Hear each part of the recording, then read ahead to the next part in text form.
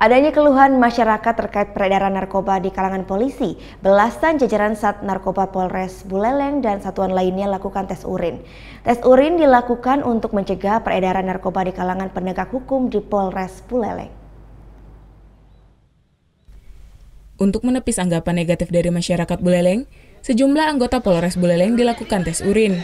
Tes urin dilakukan secara mendadak kepada belasan anggota Buser serta Intel Narkoba Polres Buleleng. Tes urin ini dilakukan untuk membersihkan aparat penegak hukum Polres Buleleng dari bahaya narkoba yang kini kian marak di Buleleng.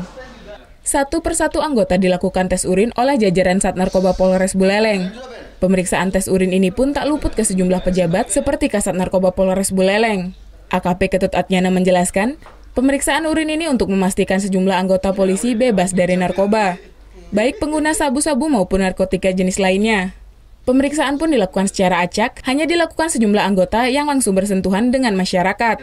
Pemeriksaan ini pun nantinya akan dilakukan secara berkala, baik dari satuan lainnya di jajaran Polres Buleleng. Tadi kita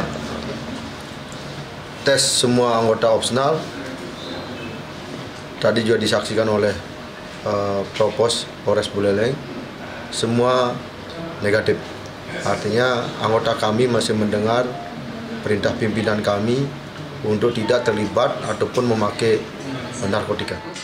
Pemeriksaan urin ke sejumlah anggota Polres Buleleng ini pun dikawal ketat oleh Provos Polres Buleleng. Namun dari pemeriksaan langsung tidak ditemukan anggota yang positif mengkonsumsi narkotika. Putu Wijana melaporkan untuk NET.